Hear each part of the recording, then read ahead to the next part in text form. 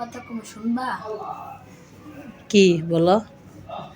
আমার না নাস্তা খাইতে মন চাইতেছে, তুমি কি নাস্তা বানাই দিবা?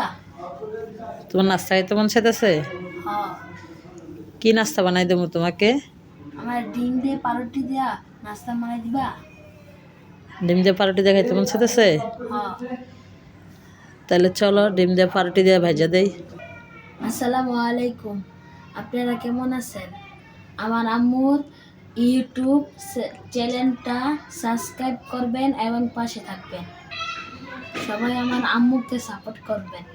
তো চলো নাস্তা বানাই। শুধু তুমি তো খাইবা? হ্যাঁ, তাহলে একটা ডিমের না দাও মোরে। এই নাও।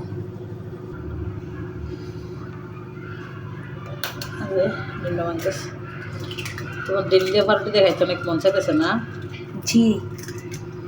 তুমি তো আমাকে অনেকদিন বললা যে আম্মু আমি একটু ডিম দিয়ে পাউরুটি দেখাবো, কিন্তু আম্মুর শরীর ভালো না, এই জন্য করে দিতে পারতেছি না। আজকে তোমাকে করে দেবো না ডিম দিয়ে পাউরুটি দিয়ে। হ্যাঁ, আচ্ছা।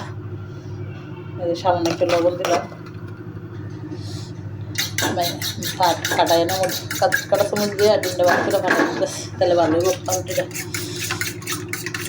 আমি কি ঘি দিয়ে বাজে দেবো না তেল দিয়া? ঘি আর তেল দিয়া। ঘি দেয়া বাচ্চা দাও। আচ্ছা ঠিক আছে, তাহলে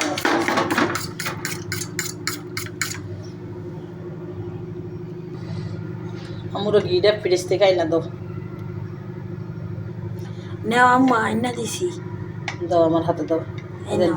নিলাম।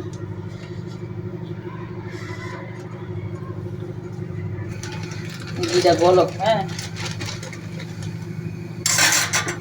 এই যে পাউরুটি দিয়া ডিম দিয়া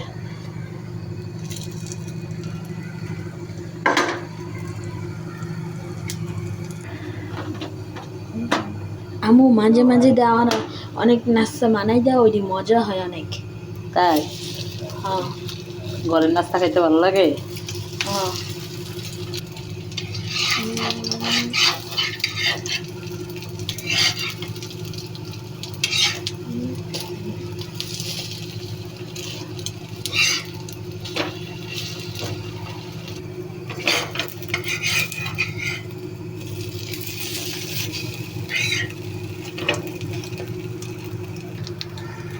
ঘি দিয়ে পাউরুটি বাজতেছি, ঘিয়ের অনেক সুন্দর একটা স্মেল বাড়ছে। আর ঘিটা আমি নিজের হাতে তৈরি করছি বাসায়, দুধের সর জমায় রেখা। এই যে পাউরুটিগুলো ভাজা হয়ে গেছে, এখন ছেলেকে দিয়ে দেবো উঠাইয়া। উপরে একটু ডেকোরেশনের জন্য চিনি দিয়ে দিলাম। জাহিদ, এই যে তোমার জন্য তো নাস্তা তৈরি হয়ে গেছে, নাও এবার তুমি খাও। এই যে দুধটা খাও গরম গরম, কলা খাও, পাউরুটি খাও। আর সবার ভিডিওটা কেমন লাগছে অবশ্যই জানাবেন।